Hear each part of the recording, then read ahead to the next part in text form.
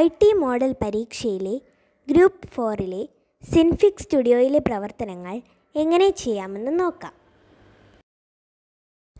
Applications, graphics, Synfig studio എന്ന രീതിയിൽ തുറക്കുക. റോഡിലൂടെ കാർ ഓടുന്ന ഒരു ചിത്രം നിർമ്മിക്കാനാണ് ചോദ്യത്തിൽ പറഞ്ഞിരിക്കുന്നത്.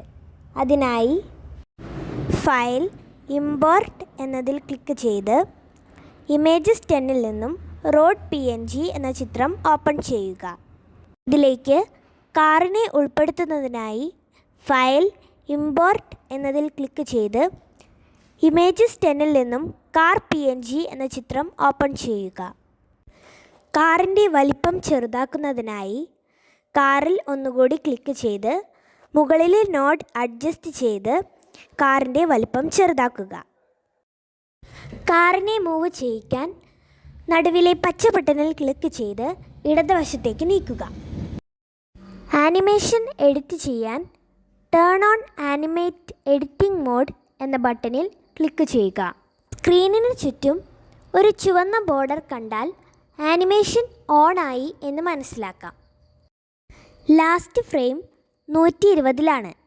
അതുകൊണ്ട് 0 ഫ്രെയിംസ് എന്നത് മാറ്റി 120 ഫ്രെയിംസ് എന്നാക്കുക. എൻ്റർ കീ പ്രസ് ചെയ്യുക. കാറിനെ 120-ാം ഫ്രെയിമിലേക്ക് മൂവ് ചെയ്യിക്കുക. ആനിമേറ്റ് എഡിറ്റിംഗ് മോഡ് ഓഫ് ചെയ്യുക. സീക്ക് ടു ബിഗിൻ എന്നതിൽ ക്ലിക്ക് ചെയ്ത് പ്ലേ ബട്ടൺ ഓൺ ചെയ്യുക.